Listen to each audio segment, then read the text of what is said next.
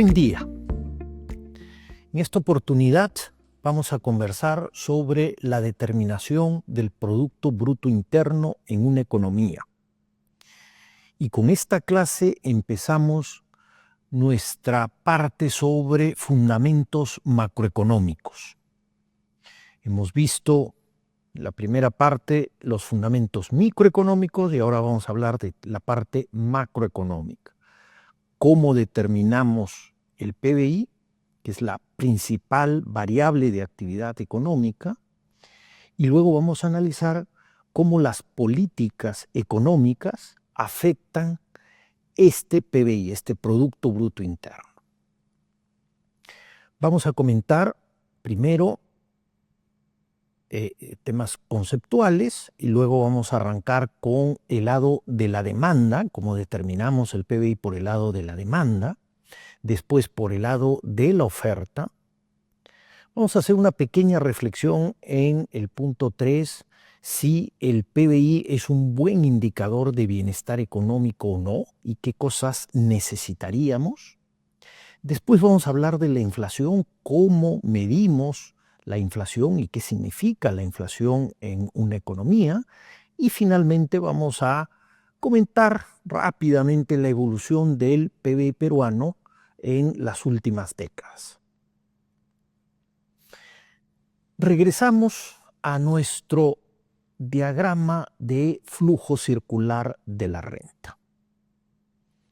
Este es el diagrama completo, donde vemos la actividad de empresas y familias y cómo el gobierno y el sector externo interaccionan con las empresas y familias de la sociedad. Para determinar el PBI en su esquema más simple, concentrémonos en empresas y familias. Por un lado, las empresas producen bienes y servicios finales que van a ser consumidos por las familias. Ese es un flujo real que va desde el lado de las empresas a las familias. Y esa es una forma de calcular, de medir nuestra actividad económica. La otra tiene que ver por el lado del consumo de las familias. Podemos medirlo enfocándonos en qué están comprando, ¿no? Bienes y servicios finales que están comprando en esta economía. Por el otro lado, estas familias que entregan mano de obra y entregan capital reciben ciertos ingresos, salarios, rentas, beneficios. Esa es otra forma de calcular también el Producto Bruto Interno. Cuando metemos al gobierno hay que tomar en cuenta los gastos del gobierno, los impuestos que le cobran a la sociedad. Cuando metemos el sector externo hay que tomar en cuenta que podemos exportar y eso computa parte de nuestra producción, pero no de nuestro consumo, porque lo estamos exportando. Y por otro lado, también podemos tener empresas extranjeras que están operando en el país y eso también tiene un impacto sobre el producto. Empresas peruanas que se van afuera y producen afuera ya no computan como Producto Bruto Interno. Entonces, todos estos conceptos los vamos a ir revisando. Pero es bueno que ustedes sepan que la determinación del PBI sale básicamente de entender cómo funciona este flujo circular de la renta. Hay un elemento que no estamos considerando, que es ese flujo real de mano de obra, de horas trabajadas y de capital. Estos factores de producción no se utilizan para el cálculo del Producto Bruto Interno, pero son esenciales para determinar qué va a pasar con nuestra economía en el largo plazo, cuál va a ser el crecimiento de nuestra economía. Pero eso lo vamos a ver hacia el final de este módulo de fundamentos macroeconómicos. De momento, en esta clase nos vamos a concentrar con un tema contable de cómo calculamos el Producto Bruto Interno. Entonces, repetimos la definición. El Producto Bruto Interno es el valor de mercado, es decir, los precios que nosotros pagamos en el mercado. No es el costo de producción, es el precio que pagamos. ¿Ya? Bienes y servicios finales. Si hay un bien que lo compra una empresa y es un insumo para producir otro bien, ese bien no lo vamos a computar como parte del PBI, lo tenemos que descontar. Vamos a ver cómo se descuenta. Y esto se hace en un periodo de tiempo, un trimestre, un mes, un año. ¿Ya? Hay un periodo de tiempo en el cual calculamos todo lo que se produce. Y hay un concepto territorial geográfico, es una zona la que nos preocupa, es nuestro país, el Perú, puede ser nuestra región, ¿no? Podemos hablar del PBI en Arequipa o en Loreto, ¿ya? Hay un concepto geográfico. Y este es el indicador, como les decía, más importante para entender cómo va la actividad económica dentro de esta sociedad, dentro de este país o de esta región. Hay varios conceptos que derivan de las distintas interacciones que tenemos con el gobierno y con el sector externo. En el modelo más sencillo, básicamente, todo se consolida en pocos conceptos. Pero cuando metemos gobierno y sector externo hay que tomar en cuenta varias de estas interacciones. ¿Ya? Producto Bruto Interno, entonces, repito, es, ¿no?, el valor de mercado de los bienes y servicios finales producidos en un momento determinado, un año, en un territorio. La empresa Sauder, una empresa minera, es mexicana.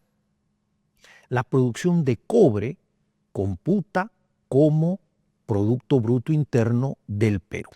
No importa que sea empresa mexicana. ¿Ya? La empresa Gloria, una empresa peruana, tiene inversiones en Bolivia, en Chile, y producen en estos países. La producción de Gloria en Chile no computa como Producto Bruto Interno peruano, porque no está dentro de nuestro país. ¿Ya? Lo ha hecho en otro país, en Chile. Sin embargo, esta producción de Gloria en Chile sí va a computar como Producto Nacional Bruto. ¿Ya? El concepto de nacional implica la nacionalidad de los dueños de las inversiones. Si son peruanos, lo computamos. No importa si lo produce en Perú, en Chile, en Estados Unidos o en cualquier otro país. ¿Ya? La producción de Sauder de Perú, hecha en Perú, en minas peruanas, computa como Producto Bruto Interno, pero no va a computar como Producto Nacional Bruto. ¿Por qué? Porque no es de capitales peruanos, pero sí va a ser parte del Producto Nacional Bruto mexicano. ¿Ya? Ese es el concepto más importante. Otro tema fundamental es que nosotros producimos con maquinaria y equipo, y eso se deprecia en el tiempo. ¿Ya? Se van agotando la maquinaria y el equipo por su uso. Entonces, si queremos ver el Producto Nacional Neto, tenemos que descontarle esta depreciación. Con eso llegamos al Producto Nacional Neto. Pasar de ahí a un concepto de ingreso nacional requiere descontar los impuestos indirectos que cobra el Estado a las transacciones que se realizan en la economía. Todo, ¿no?, el IGB, los selectivos, todo eso hay que descontar. Hay que tomar en cuenta también transferencias que se hacen entre empresas y los subsidios. Tomando en cuenta todas estas interacciones del Estado con la actividad económica, es que pasamos de Producto Nacional Neto a ingreso nacional.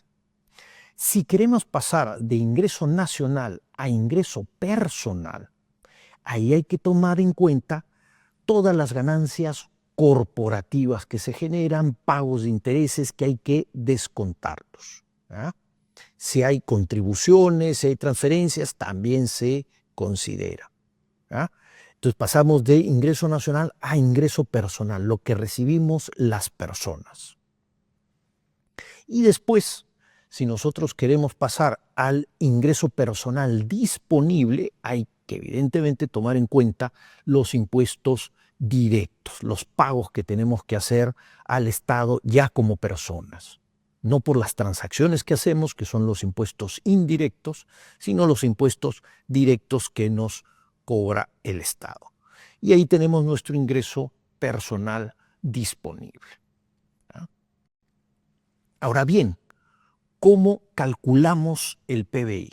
Vamos a poner un ejemplo muy sencillo.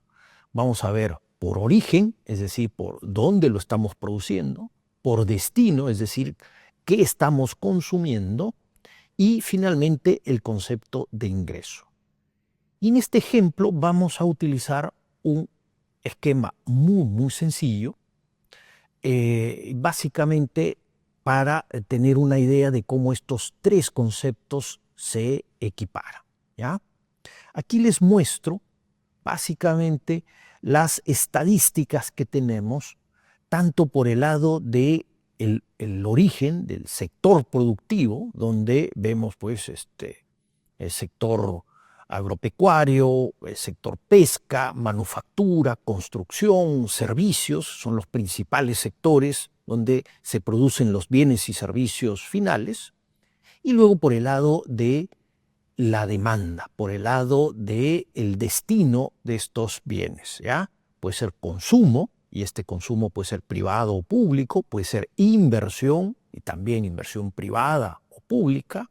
Podemos exportarlo, y evidentemente nosotros consumimos bienes que son importados y eso no lo podemos contar porque es producido afuera, por eso lo importamos, ¿ya? Y estas dos metodologías por sector productivo o por destino de demanda nos dan una buena idea de qué está pasando con el PBI, cómo podemos explicar su evolución. En el ejemplo que queremos mostrarle vamos a tomar tres sectores. ¿Ah? Sector agrícola, donde vamos a producir trigo.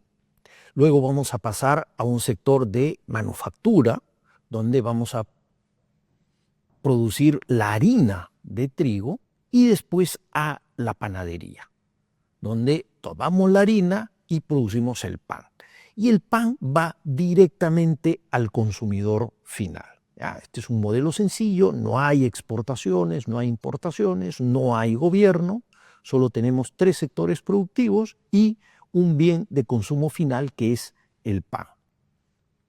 En agricultura se pagan salarios, se alquila la tierra, se obtienen los beneficios después de vender el producto y hacer todos los pagos, queda el beneficio. No tiene ningún insumo intermedio, ¿ya? En el molino utilizamos el producto de la agricultura, el trigo, ese es nuestro insumo intermedio, y además de eso vamos a pagar salarios, vamos a generar los dividendos, pagos de intereses, alquileres, ¿no? Y eso nos da el valor final de nuestro producto, ¿ya? De la harina. En el lado de la panadería tomamos esa harina y producimos con capital y con trabajo. Entonces vamos a generar un valor de producción que vamos a vender al público, y la diferencia entre nuestro valor de producción que hemos vendido al público y lo que hemos pagado por la harina lo vamos a destinar a salarios, pagos de intereses, ¿no? Y lo que nos queda en beneficio para los propietarios del capital, los panaderos que están produciendo el pan. Vamos a ponerle los números a cada una de estos conceptos, ¿no? Entonces nos vamos a concentrar ahora en el pan que le está llegando a las personas. Y el valor bruto de la producción del pan es de 380.000 soles. ¿Ah? Esa es la producción de pan, ese es su valor de mercado. Es un bien final. Y eso es nuestro concepto de PBI, porque eso es lo que estamos consumiendo. Aquí no hay inversión, no hay exportaciones, nada. Solo consumo de pan. ¿Ya? Por ese lado, por el lado del destino, tenemos 380.000 soles. ¿Tomamos en cuenta por el lado del destino el trigo que producimos, la harina? No, solamente el pan, que es el bien final. Vamos ahora a los sectores.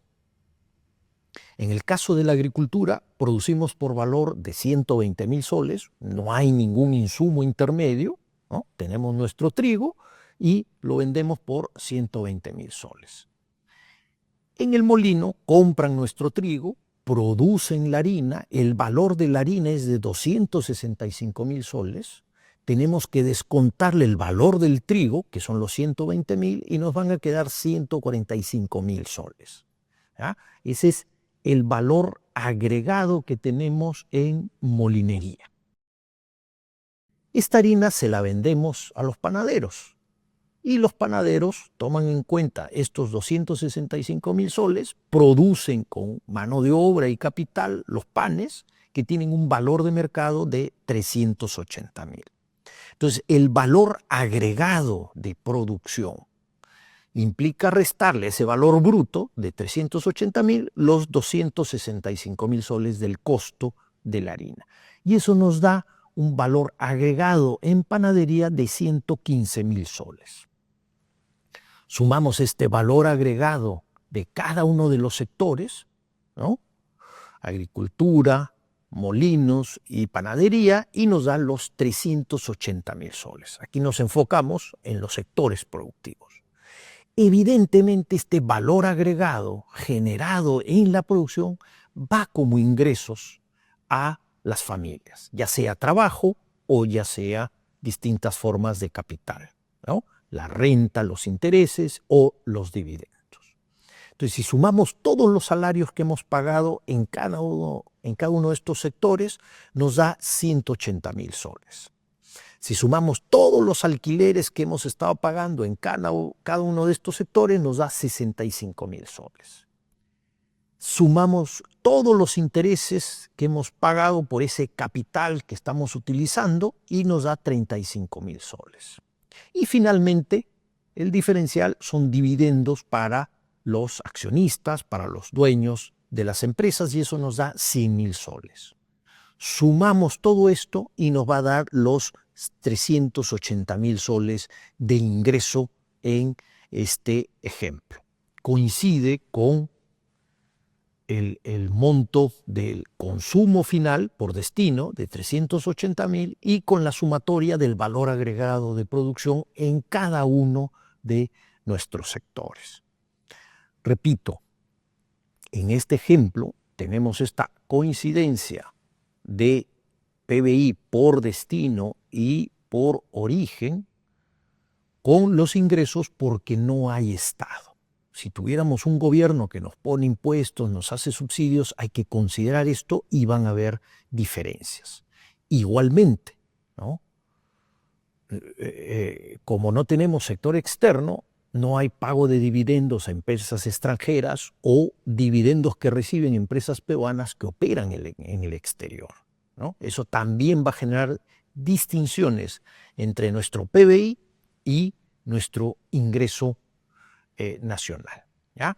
Pero en este ejemplo vemos claramente cómo hay que considerar el consumo intermedio, los bienes intermedios, para obtener el valor de PBI por el lado del origen. Muy bien, ahora vamos a entrar a ver el lado de la demanda. Hay que considerar en el lado contable, cuando separábamos consumo e inversión, que metíamos en consumo, consumo privado y público, y en inversión, inversión privada y pública. Por análisis de política fiscal, que lo vamos a ver más adelante, es conveniente sacar toda la actividad pública y englobarla dentro del gasto, ¿ya? Entonces, nuestro PBI ahora va a ser consumo privado, inversión privada y gasto de gobierno, donde metemos consumo público e inversión pública. Y luego, evidentemente, considerar las exportaciones netas. Exportaciones, que es algo que estamos produciendo y vendemos afuera, es la demanda externa, y las importaciones, que es algo que consumimos pero no producimos localmente. ¿Ya? Consumo. El consumo es la variable más importante en peso que tenemos en la definición de PBI. ¿Ah? Representa el gasto que hacen las familias, los hogares en bienes y servicios. Excluimos de aquí vivienda. Eso entra en inversión residencial que se computa en inversión. ¿Ah?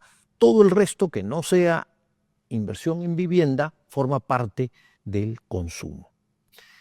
¿Qué cosa afecta el consumo? Fundamentalmente el ingreso de las personas. A mayor ingreso, mayor consumo. ¿Nos podemos endeudar para consumir? Por supuesto, especialmente bienes durables, ¿no? Una refrigeradora, un televisor, a veces lo compramos a crédito.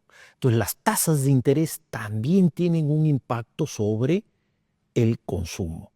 Si las tasas de interés suben mucho o hay restricciones crediticias, vamos a consumir menos. Si hay más facilidades para endeudarse, nuestro consumo va a aumentar. La confianza del consumidor también es importante, ¿no? Si tenemos confianza en que nuestros ingresos van a seguir subiendo en el tiempo, que la situación es estable, entonces tendemos a endeudarnos un poco más, a consumir un poco más. Si estamos preocupados por el futuro, si tenemos temores de perder el empleo y nuestra confianza baja, entonces nuestro ahorro empieza a subir, ¿no? Por motivos de precaución. Nuestro ahorro tiende a subir y consumimos un poco menos, ¿no? La inversión es otro elemento fundamental para determinar el nivel de demanda interna que tenemos en el país que afecta el Producto Bruto Interno.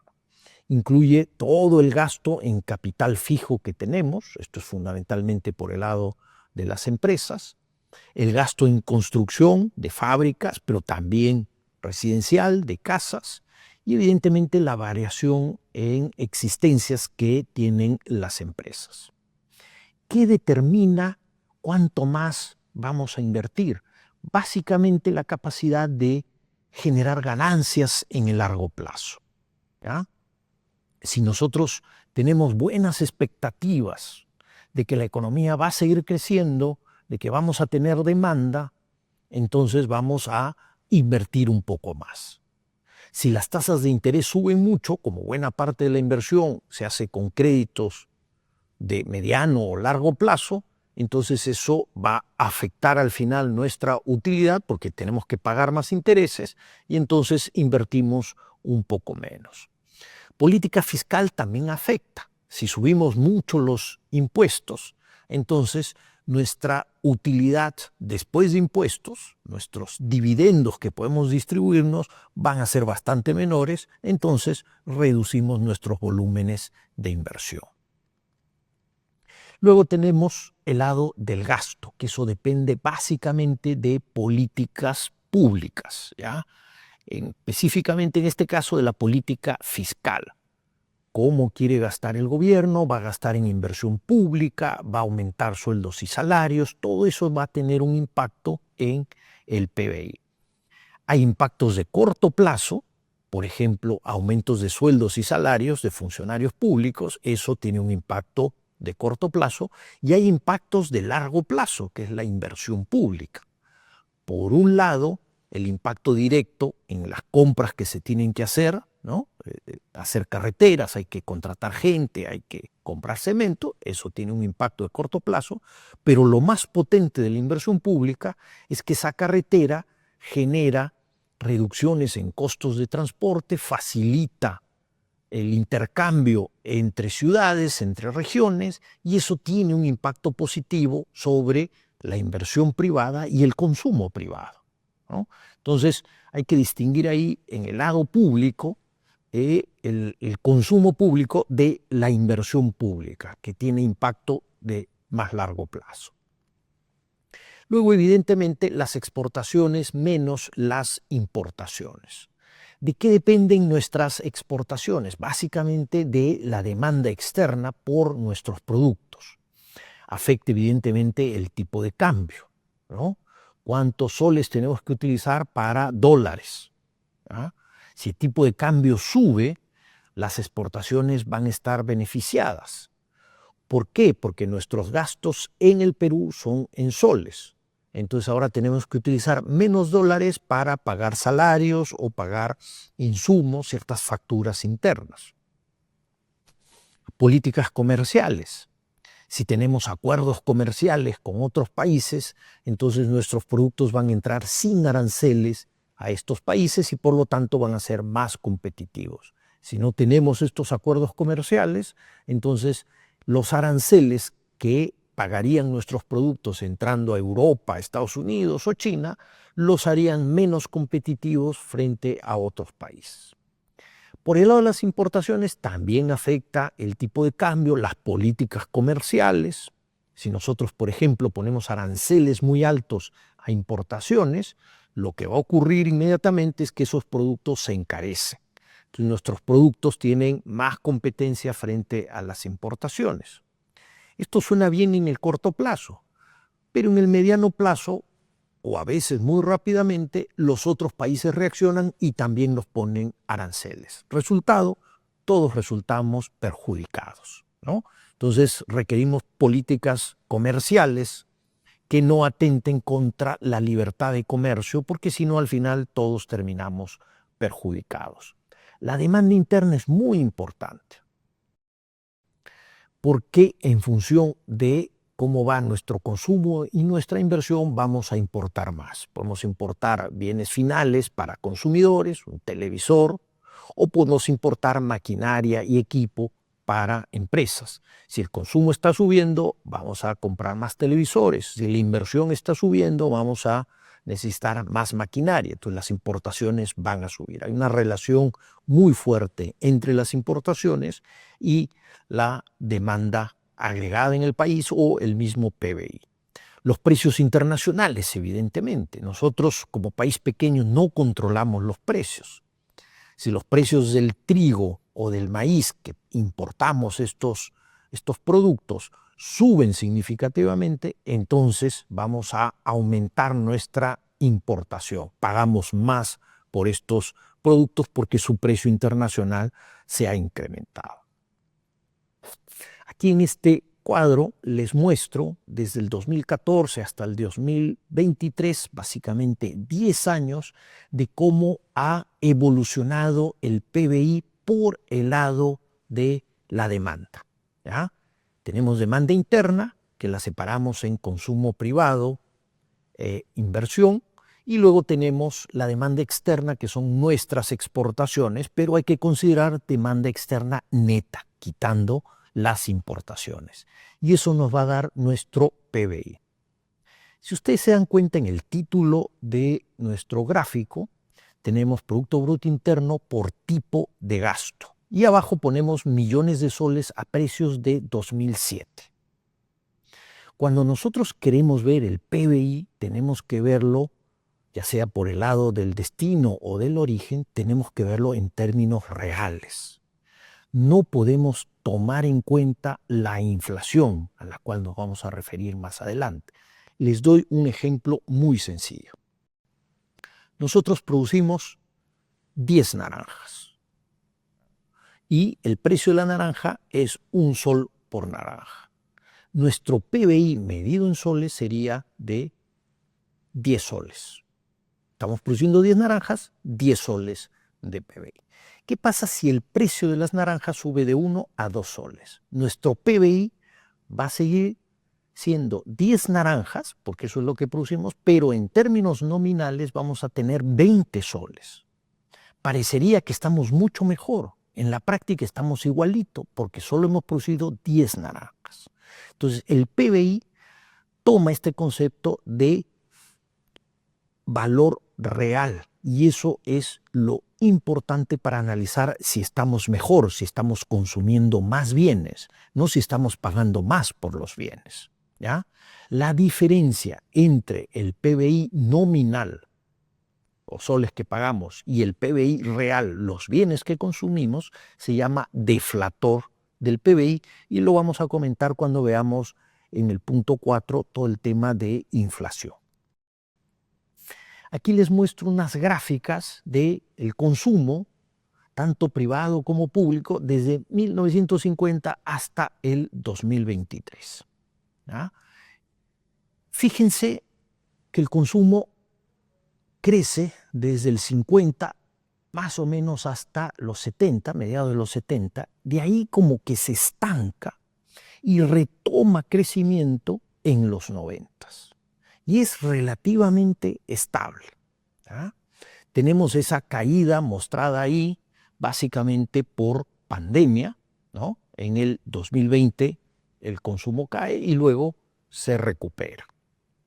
En el lado derecho vemos el consumo público, que tiene básicamente la misma estructura. Crecimiento suave al inicio, estancamiento y después recupera su crecimiento. ¿Ah? El consumo tiende a ser muy estable en el tiempo. Crece cuando crece la economía. Si se estanca o cae la economía, el consumo va a caer porque los ingresos de las personas han caído. ¿Ah? Aquí tenemos inversión. Inversión privada a la izquierda, inversión pública hacia la derecha. Y vemos más o menos los mismos patrones. ¿Ya? Crecimiento suave al inicio, estancamiento y recuperación a partir de los 90. Pero en los últimos años, desde mitad de la década pasada, vemos cierto estancamiento en la inversión. No en el consumo, en la inversión. En el lado de inversión pública, también, ¿no? Crecimiento, luego mucha volatilidad. Cuando vienen las crisis internacionales, tenemos ajustes muy fuertes de la inversión pública. Eso lo vimos en el año 98, 99.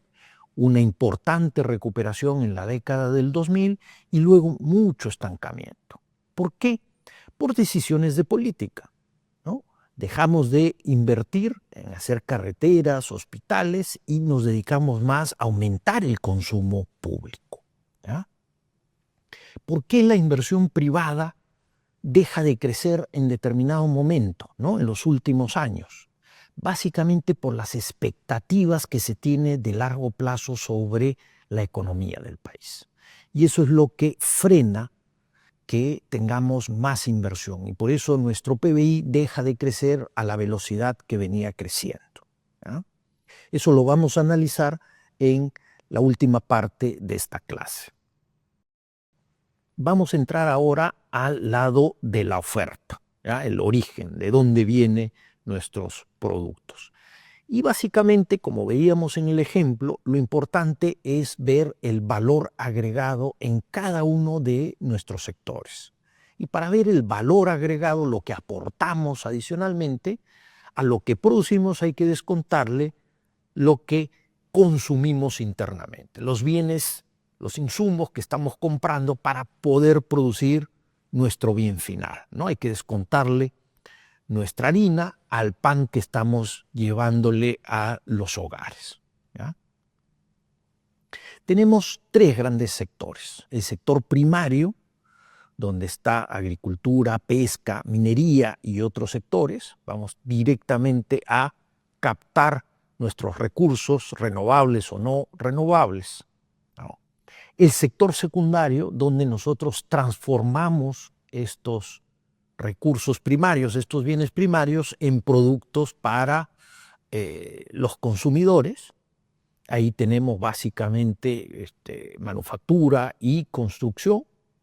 Y finalmente el sector terciario, que ahí estamos hablando básicamente de servicios que se generan. Ya no tenemos que comprar trigo para producir harina y pan respectivamente, sino básicamente estamos hablando de servicios de salud, servicios de educación, comercio, ¿no? Servicios financieros que demandamos y consumimos. ¿Ya? Esos son nuestros tres grandes sectores.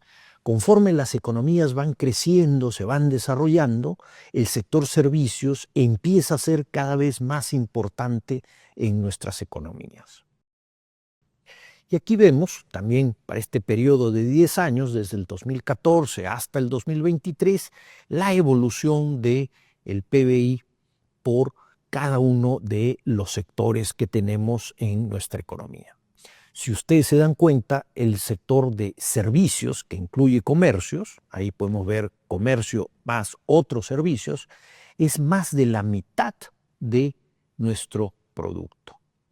Podemos ver cómo en el 2023, por ejemplo, tuvimos una caída, una ligera caída de 0.6% en el PBI, y ahí podemos identificar claramente qué sectores explican esta caída. Lo mismo podemos hacer si nosotros regresamos y vemos el caso de la demanda, ¿no? ¿Dónde se ajustó más la demanda, ¿no? Véanlo, chequen muy bien la parte de inversiones, ¿ya? De nuevo aquí en el título del gráfico podemos ver que esto es el PBI real por sector. No tomamos en cuenta los aumentos de precios, nos concentramos en las producciones físicas de los bienes. Por eso consideramos un nivel de precios estable, considerando los precios de 2007. Mide o es un buen indicador el PBI del bienestar que tenemos. ¿Qué opina? Tenemos dos visiones, ¿no? Una, que efectivamente el PBI importa mucho para ver si una economía tiene mayor o menor bienestar, y aquí básicamente hay que concentrarse en el PBI por habitante, que nos da una idea del ingreso promedio que recibe un habitante. ¿Ah? Nos da una idea de los gastos totales que se hacen, y si uno, ¿no?, tiene buenos ingresos, consume más y disfruta más de distintos bienes y servicios. Una economía más grande debería tener muchas ventajas en bienes que tienen economías de escala y externalidades como la educación y la salud. Entonces hay una mayor abundancia de estos servicios que son muy apreciados por las personas deberían estar mejor, ¿no? Entonces hay una serie de conceptos que apuntan a que efectivamente el PBI es una buena medida del nivel de bienestar en una nación. Sin embargo, el PBI no incluye un montón de cosas, ¿no? Es un concepto de producción, pero no sabemos cómo se distribuye el ingreso dentro de esta sociedad. Podemos tener una sociedad muy desigual y entonces vamos a tener un PBI alto, pero una gran cantidad de gente pobre y unos pocos con muchísimo dinero. Entonces no va a medir bien cómo está yendo la sociedad. Podemos tener distintos criterios de calidad de ambiente o la calidad de la salud y la educación, ¿no? Podemos tener problemas de pobreza en el país que no los recoge el PBI. Entonces estos son conceptos que nosotros necesitamos considerar, ¿no? Ahora, la buena noticia es, y lo podemos ver en este gráfico, que nosotros podemos considerar el índice de desarrollo humano de Naciones Unidas como un indicador de bienestar. Incluye temas de salud, de educación y de ingresos de la gente. Este es un ejercicio que hicimos para el año 2013, donde vemos el PBI per cápita en los países y su índice de desarrollo humano, ¿no? El rombo rojo es Perú. Y lo que nosotros podemos observar claramente es que hay una correlación, ¿ya? No hablo de causalidad, hablo de correlación muy positiva entre el PBI per cápita y el indicador de desarrollo humano, que nos da una visión un poco más cercana al bienestar, ¿ya? Entonces, importante tener esto en cuenta. Sociedades que son ricas en términos de PBI per cápita son sociedades donde tenemos mayor bienestar de su población medido por índice de desarrollo humano. Este es otro gráfico interesante del Banco Mundial. Acá hay una encuesta sobre la satisfacción de vida, qué tan felices son las personas en los países, y tenemos el PBI per cápita en las distintas sociedades. Esto está hecho para el año 2022. Y aquí también vemos una relación positiva. No tan fuerte, pero hay una relación positiva entre el nivel de felicidad y el nivel de PBI per cápita. Uno puede decir que efectivamente hay criterios culturales, ¿no? Podemos ver el caso de Turquía, por ejemplo, y lo comparamos con Rusia, Latvia, ¿no? Tenemos más o menos el mismo PBI per cápita en estos países, pero los niveles de felicidad, de satisfacción, son totalmente distintos, ¿no? Lo mismo ocurre con Hong Kong y Estados Unidos, por ejemplo, ¿no? Los niveles de satisfacción son diferentes con niveles de PBI similares. Entonces, podemos hacer una vuelta de tuerca y considerar una región homogénea para identificar si hay algunas diferencias. Nos concentramos en Sudamérica y ahí tenemos PBI de todos los países y los niveles de satisfacción. Cosa muy interesante. Hay grandes diferencias en los niveles de satisfacción entre Bolivia y Chile, por ejemplo, pero los niveles de felicidad, de satisfacción, están muy alineados en todos los países de América Latina. Usualmente, lo que ocurre en la vida de una persona es que si su nivel de ingreso no le alcanza para satisfacer necesidades básicas, va a ser una persona con niveles de insatisfacción muy grandes. Se preocupa mucho porque no puede mantener a su familia, porque no puede asegurarles, ¿no?, comida, vestido, una vivienda digna, y entonces su nivel de satisfacción personal es muy bajo.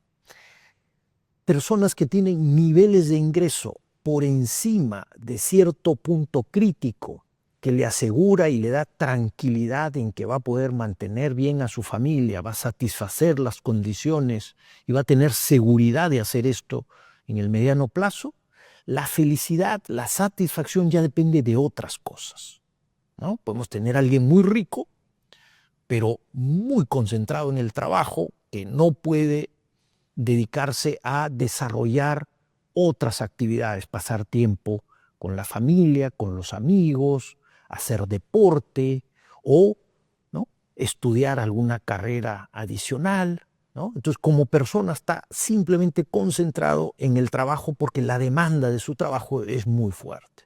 Entonces, puede tener mucho dinero, pero poca satisfacción, ¿no?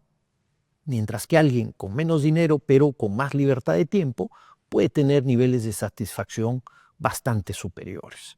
El punto está entonces en identificar cuál es el ingreso mínimo que requerimos como personas para estar tranquilos frente a necesidades básicas y después desarrollarnos como seres humanos. Vamos ahora a concentrarnos en la inflación, ¿ya? Es muy importante entender esto porque la inflación, si medimos el PBI nominal, nos va a dar aumentos de PBI, pero puede que no esté subiendo la producción efectiva de bienes, ¿ya? Cálculo de inflación es complejo, así que presten atención, vamos a ir por partes. Vamos a considerar solo dos productos, ¿ya? Pollos y camotes, y 2 años, el 2009 y el 2010. Y vamos a construir un índice. Este índice se llama el índice de las Peires, ¿ya? Y lo que nos dice el índice de las Peires, que lo podemos ver hacia el lado derecho, es para ver el aumento de precios en el año 2010, tú tienes que considerar los consumos realizados el año anterior, el año 2009. Entonces, multiplicamos el precio del 2010 del camote por la cantidad consumida de camote en el 2009. Hacemos lo mismo con el pollo, ¿no? Entonces, eso nos da las compras a valor de 2010 considerando los consumos del 2009. Y eso lo dividimos por los consumos del año 2009. Precios y cantidades de camote y pollo, respectivamente, del año 2009. Y eso nos da un índice, ¿ah? Ahora, para manipular esto, eso lo vemos en la segunda línea, vamos a separar el pollo y el camote. En el caso del pollo, vamos a multiplicar y dividir por el precio del pollo el año 2009. Multiplicamos y dividimos por el mismo valor, la igualdad de la fracción se mantiene. Hacemos respectivamente lo mismo con el camote. Multiplicamos y dividimos por el precio del camote el año 2009. Y luego arreglamos nuestra ecuación. De esta manera vamos a tener lo que nosotros consumimos de pollo y de camote respecto al consumo total el año 2009. Y eso lo vamos a multiplicar por cómo ha subido el precio del pollo y el precio del camote respectivamente, ¿no? Tenemos precio de pollo 2010 dividido entre precio de pollo 2009 multiplicado por el consumo de pollo en términos relativos del año 2009. Nuestra participación en pollo, en consumo, en el año 2009. ¿Ya? Entonces tenemos una canasta fija en nuestro año base, que en este ejemplo es el año 2009. Y del otro lado vemos qué ha pasado con los precios de todos nuestros bienes. En el ejemplo, tanto pollo como camote. Con estos datos que tenemos acá, podemos calcular el índice de las Peires en este ejercicio sencillo, ¿no? El índice del año 2009 es 1, básicamente, porque dividimos el precio del 2009 de estos dos productos por las cantidades del 2009 sobre el mismo concepto, nos da 1. Pero el del 2010, tenemos que el precio del pollo ha subido 50 centavos, 8.5 frente a 8, por la participación del pollo en la canasta de consumo, y que hemos tenido un aumento también en el precio del camote de 50 centavos, ¿no? Ahora es 2.5 frente a 2, por la participación del camote en el consumo total del año 2009, que queda fijo. Entonces ya tenemos el índice de las Peires del 2010. Le quitamos el índice de las Peires y lo del 2009 y lo dividimos por este índice del 2009, y eso nos va a dar una inflación del 10%. Eso es básicamente lo que nosotros estamos teniendo para calcular la inflación. ¿Qué ha ocurrido con la inflación en los últimos años? Ustedes pueden ver, en los 90 teníamos una inflación alta, por encima de en dos dígitos, ¿no? En los 80 tuvimos hiperinflación, empieza un proceso de ajuste, y en los 90 la inflación baja, termina hacia finales de los 90, la segunda mitad de los 90, en un dígito, y luego se ha mantenido muy estable en torno al 2%, con subidas y bajadas, ¿no? Y el año 2021-2022 tuvimos ajustes de precios internacionales que llevó nuestra inflación a niveles de 8%. Y nuevamente en el 2023 la inflación retrocede. Vamos a analizar en la siguiente clase de política monetaria qué cosa tiene que hacer el Banco Central para controlar la inflación, que es su objetivo fundamental como institución pública, ¿ya? Pero podemos ver la evolución de la inflación, ¿no? El IPC también, ¿no? Es este índice de precios que lo calculamos sobre una canasta base, y vemos su evolución desde el 2012 hasta el 2023, y vemos en el lado derecho la inflación, es decir, las variaciones de IPC un año contra otro. Eso nos da, ¿no?, la volatilidad de precios que hemos tenido en nuestra economía. ¿Qué problemas vemos con el cálculo de inflación? Básicamente que las personas alteran sus consumos. Ese es el tema fundamental, ¿ya? Por ejemplo, en mi canasta puede estar un tipo de producto. Si ese producto sube mucho, yo lo voy a sustituir por otro producto. Puede ser de la misma categoría o de otra categoría. Por ejemplo, el pollo, que lo hemos analizado en la parte de microeconomía, ¿no? Una elasticidad muy grande del pollo. Quiere decir que la gente cambia rápidamente ese producto si su precio sube, ¿ya? El pollo, bueno, todo el producto avícola pesa 3.8% en la canasta. Es el producto que más pesa en nuestra canasta. Y entonces si el precio del pollo sube, porque el precio del maíz internacional se ha disparado, entonces nosotros vamos a cambiarnos hacia otras proteínas, ¿no? En el ejercicio que les mostrábamos en clases anteriores veíamos que se mudaban hacia pescados, el jurel, la caballa, ¿no? Nosotros vamos a reducir nuestro gasto potencial, pero la inflación no va a tomar en cuenta este movimiento en los consumos de las personas, ¿ya? Entonces, desde ese punto de vista, la inflación tiende a sesgarse hacia arriba frente al gasto que realizan las personas. Si nosotros consideramos en la canasta un tipo de aceite y lo que vemos es que ese tipo de aceite sube mucho de precio, entonces consumimos un poco menos o bajamos en calidad de aceite o nos mudamos a otro tipo como la manteca, por ejemplo, ¿no? Para ahorrarnos plata, ¿no? Eso no se considera a la hora de calcular la inflación. Consideramos fijo ese set, ¿no? Otro problema fundamental que tenemos es que los consumos de las personas van cambiando en el tiempo. Y eso ocurre porque aparecen nuevos productos que la canasta original puede no considerarlos, o simplemente porque el ingreso de las personas sube, entonces mantenemos nuestro nivel de consumo de alimentos, ¿no? Y empezamos a consumir más otro tipo de productos, ¿no? Personas con ingresos más altos gastan mucho más porcentaje de sus ingresos en esparcimiento, por ejemplo, ¿no? Entonces, si el ingreso promedio de tu sociedad va subiendo, mantienes tu consumo de alimentos y tu canasta crece en otro tipo de productos, ¿ya?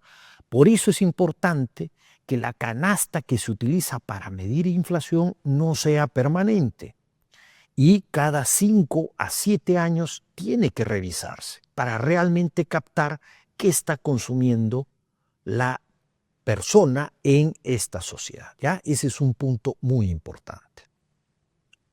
El deflator es parecido a la inflación, pero distinto. No mide el consumo, compara, ¿no?, qué ha pasado con el PBI real frente al PBI nominal, ¿ya?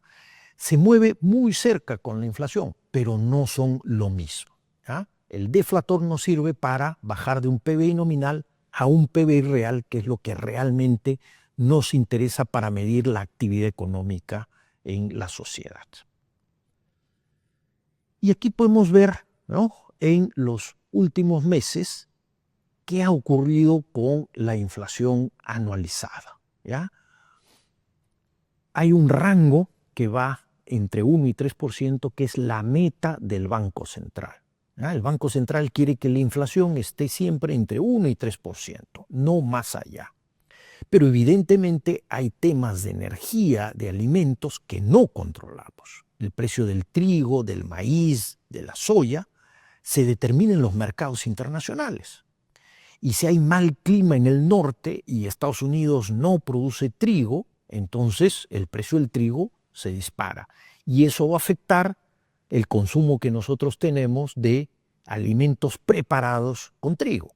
Eso no lo controlamos, ¿no? Entonces los precios se disparan. Sube el precio del petróleo, hay un impacto directo sobre los costos que tenemos en la economía peruana y los precios tienden a subir. Entonces, para tener una medición de qué está ocurriendo con los precios, hay que tomar en cuenta qué pasa con alimentos y energía que son mucho más volátiles. Ustedes pueden ver en el gráfico la línea roja entrecortada como sube significativamente. Esto quiere decir que los precios de alimentos y de energía crecieron mucho más y eso empuja todo el índice de precios agregado. Los precios de los otros productos que no incluyen alimentos y energía sube bastante menos, ¿no? Y al final convergemos. Como son temas de oferta, ¿no?, de alimentos, de petróleo, ¿no?, cuando tenemos también una respuesta positiva por el lado de la oferta, entonces los precios tienden a bajar más rápidamente que en los otros casos, ¿no? Y podemos ver, por ejemplo, para mayo del 2024, un nivel de precios anualizado de alimentos y energía de 0,8, ¿no?, con una inflación una inflación global agregada en torno al 2%. Ya estamos dentro del rango meta del Banco Central, ¿no? Esta parte de política monetaria la vamos a analizar con calma la próxima clase. Finalmente, vamos a ir muy rápido por la evolución del PBI en la economía peruana los últimos años, ¿no?, las últimas décadas. Quiero empezar con este gráfico, ¿ya? Aquí tenemos 3 países sudamericanos y 2 países asiáticos, Singapur y Corea del Sur. Y empezamos desde los 50, ¿ya? Y medimos el Producto Bruto Interno por habitante. Y si ustedes ven en el título dice PPP, quiere decir que es corregido por el poder de compra, ¿ya?, por el poder adquisitivo. ¿Qué quiere decir esto? Imagínense 2 economías, ¿ya? Las 2 producen 10 naranjas, ¿no? El precio de la naranja en una economía es 1 y el precio de la naranja en la otra economía es 0,5. ¿Ah? Son 10 naranjas. Tenemos que comparar estas 2 economías. Ya no es la misma economía en el tiempo. Eso lo controlamos corrigiendo en los temas de precios. Acá son 2 economías distintas, 2 estructuras distintas. Tienen las mismas naranjas, pero en una vale 1 y en la otra vale 0,5. Entonces, si queremos comparar estas economías, la que tiene el precio de 1, tenemos que dividirla entre 2. Y nos va a dar entonces el mismo nivel de PBI, ¿ya? Eso quiere decir que estamos corrigiendo por poder de compra. Lo que nos interesa al final del día son las naranjas y no cuánto valen las naranjas, ¿no?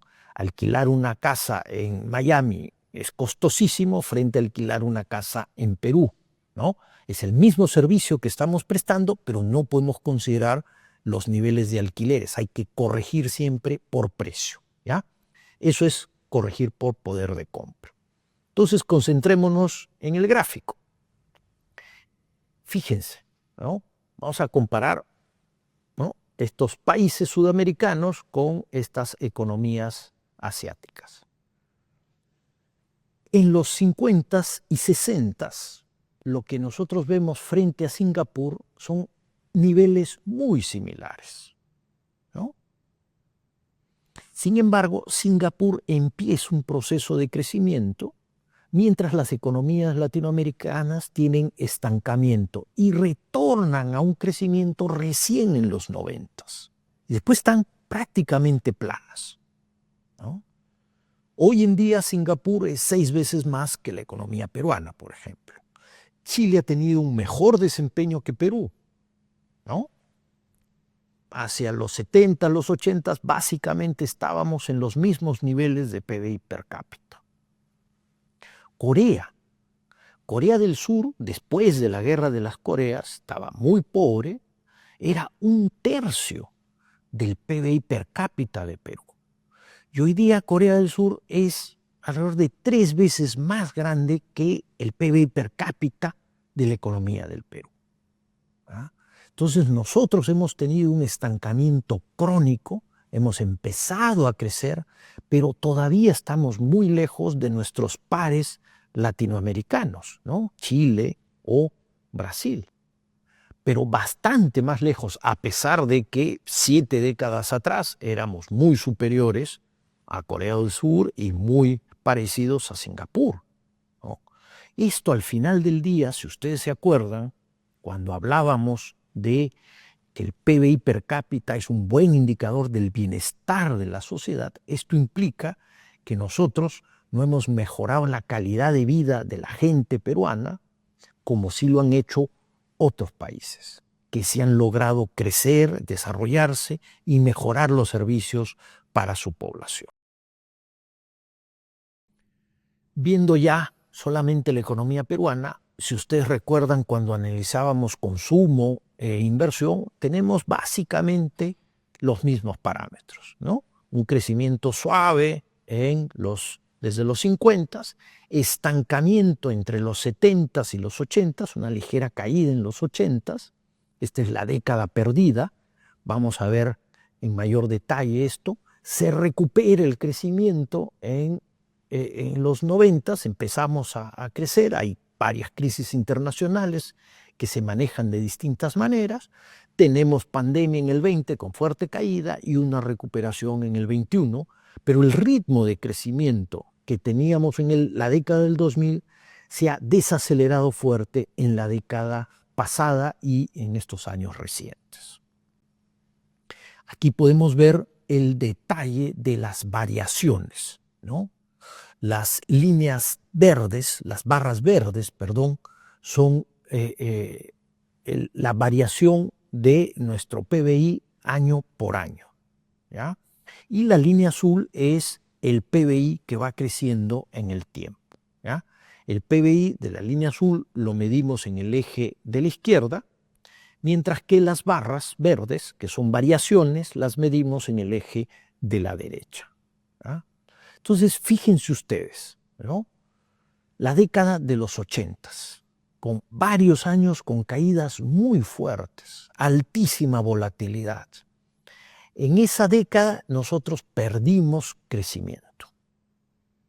¿Ah? Fue la década perdida, no solo para Perú, fue la década perdida en América Latina. En los 70 podemos ver que tuvimos algunos años con caída y bajo crecimiento, tuvimos un fuerte endeudamiento externo, no solo Perú, toda América Latina. Y ese fuerte endeudamiento externo empujó el gasto público.